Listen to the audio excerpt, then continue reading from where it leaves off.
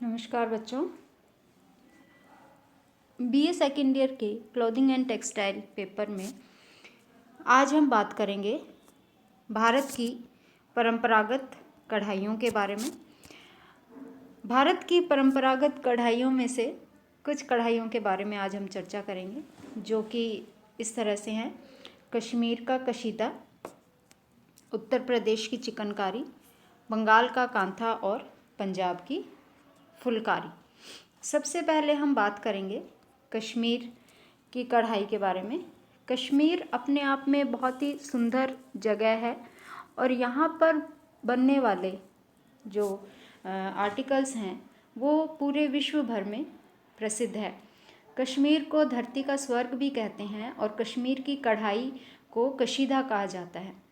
कश्मीर के कशीदे के जो नमूने हैं उनमें भी प्राकृतिक छटाएं जो हैं वो देखी जा सकती हैं, यानी कि प्रकृति के सौंदर्य को ही वहाँ पर कशीदे के द्वारा कपड़े पर उकेरा जाता है। कश्मीर की विशिष्ट कढ़ाई को आखमी के नाम से जाना जाता है और आखमी का मतलब है कश्मीर की कशीदाकारी। यह इतनी सुंदर, आकर्षक और ऐश्वर्यशाली होती है कि ऐसे लगता है कि मानो प्राकृतिक जो सीनरी है वही कपड़ों पर आ गई है। इसमें जो कश्मीर का जो टांका है कढ़ाई का, वो उसको करने का जो काम है मुख्य रूप से पुरुषों के द्वारा किया जाता है और इसके नमूने में छोटी छोटी पहाड़ियाँ, पर्वत, नदियाँ, झीलें, पशु पक्षी, फूल फल, पत्तियाँ, इन सब का चित्रण किया जाता है। कढ़ाई के लिए चेन स्टिच और दूसरा साटिन स्टिच का इस्तेमाल किया जाता है। कश्मीर की शॉल के ऊपर सुंदर कढ़ाई बहुत विश्व भर में प्रसिद्ध है। कश्मीरी शॉल एक तरह से कश्मीर के नाम के साथ उसको जोड़कर यहाँ की जगह, इस जगह को पॉपुलर बनाता है। कश्मीर में बनने वाले जो होने वाला जो कढ़ाई का जो काम है वह आज से ही नहीं बल्कि बहुत बहुत पहले से, यानी कि मुग़ल काल में 15वीं शताब्दी से भी पहले से यहाँ पर ये किया जा रहा है। और यहाँ पर मुख्य रूप से जो कढ़ाई का काम होता है वह कश्मीरी शॉल पर होता है। और कश्मीरी शॉल पर बहुत ही अलग अलग तरह के इसमें भी प्रकार हैं इसके, जैसे कि पश्मीना शॉल, दोशाला, कसाबा, जामवार, दोरुखा, ये अलग अलग कश्मीरी शॉल के प्रकार हैं। पश्मीना शॉल जो है वो बहुत अधिक महंगा होता है और पश्मीना ऊन से ही ये बनाया जाता है। ये एक लाइट वेट का और एक गरम शॉल होता है। दोशाला, जैसे कि नाम से ही देखा जा रहा है कि समझ में आ रहा है कि ये दोनों तरफ से इसमें एक जैसे टांके दिखाई देते हैं और ये दोनों तरफ से इसको इस्तेमाल किया जा सकता है। कसाबा शॉल जो है वो चौकोर बनता है और यूरोप में इसकी ज़्यादा डिमांड है। ट्विल बुनाई या फिर बास्केट बुनाई के द्वारा ये शॉल तैयार किए जाते हैं और इसके ऊपर सुंदर और आकर्षक कढ़ाई के नमूने उकेरे जाते हैं। जामवर शॉल जो है वो प्योर वूल या फिर कॉट्स वूल का बना होता है, यानी कि या तो उसमें केवल ऊन होती है या फिर उसमें कॉटन और ऊन दोनों से मिलकर वो बनता है। फूल पत्तियों के इसमें आकर्षक नमूने होते हैं और इस पर जो है वो रेशमी धागे से कढ़ाई की जाती है। दोरुखा शॉल, यह भी दो शॉलों को एक साथ मिला के तैयार करते हैं और कभी कभी दोनों शॉल के रंग और नमूने में जो कलर कॉम्बिनेशन है वो एक जैसा ही रखा जाता है और दोनों जो शॉल है उनको भिन्न भिन्न रंगों और नमूनों में भी बनाया जा सकता है और दोनों शॉल को एक साथ इस तरह सिल दिया जाता है कि ये जो है वो एक दूसरे शॉल पर धूप छांव का सा प्रभाव दिखता है। ये बहुत सुंदर दिखता है और यह जो है ऐसे लगता है जैसे लूम पर ही इसको इस तरह से बनाया गया है। कढ़ाई इतनी, टांके जो होते हैं वो इतने फाइन होते हैं कि ये देखने में एक ही लगता है।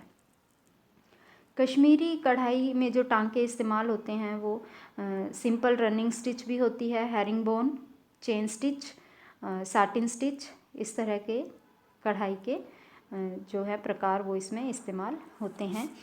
कढ़ाई में जो धागा होता है वो भी अलग अलग रंगों का, जैसे कि सफ़ेद, बैंगनी, पीला, काला, नीला, हरा, इन सभी रंगों का इस्तेमाल होता है। इसके अलावा नारंगी रंग भी जो है वो काम में लिया जाता है। दूसरी जिस कढ़ाई के बारे में आज हम बात करेंगे वह है चिकनकारी ऑफ उत्तर प्रदेश, यानी कि उत्तर प्रदेश की चिकनकारी।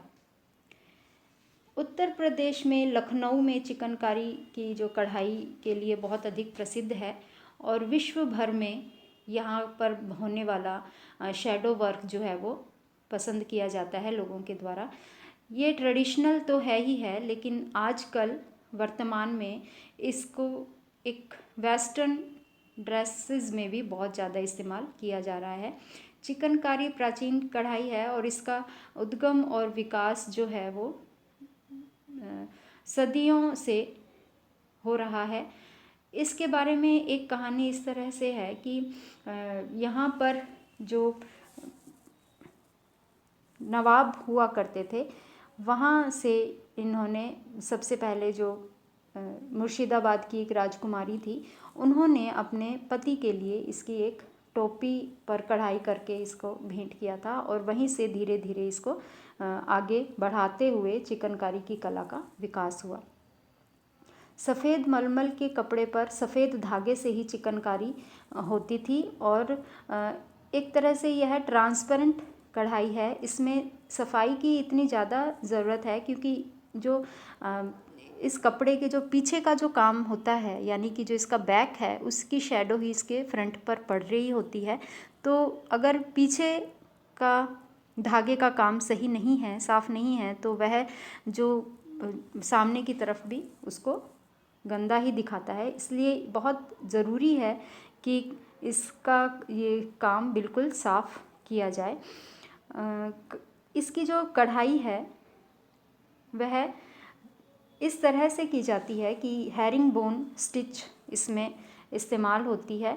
सामने की तरफ यह बैक स्टिच की तरफ लगती है और पीछे से यह क्रॉस स्टिच की तरह दिखाई देती है और सामने से जब इसको देखते हैं तो पीछे वाला वर्क का काम जो है वो शैडो दिखाई देता है।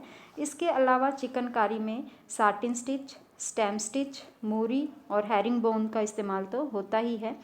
बखिया और अलग अलग टांकों की मदद से जो नमूने के अलग अलग भागों को दिखाया जाता है। इसमें जाली के टांके भी होते हैं और अधिकतर जो यह काम है वह साड़ियों पर, सूट्स पर या फिर कुर्तों, पुरुषों के कुर्तों पर टोपी, कफ, कॉलर, मेज पे पोश, दुपट्टे, रुमाल, सलवार कुर्ता, ब्लाउज़ आदि पर भी चिकनकारी का काम किया जाता है। चिकनकारी अब वर्तमान में इसका बहुत अधिक व्यवसायीकरण हो गया है और बड़े स्तर पर स्त्री और पुरुष दोनों के द्वारा ये है जो काम है वो किया जाता है। यह हैंड एम्ब्रॉयडरी है और सफ़ेद कपड़े पर सफ़ेद रेशमी धागों का इस्तेमाल करके यह चिकनकारी का जो सुंदरता है और अधिक बढ़ा देता है।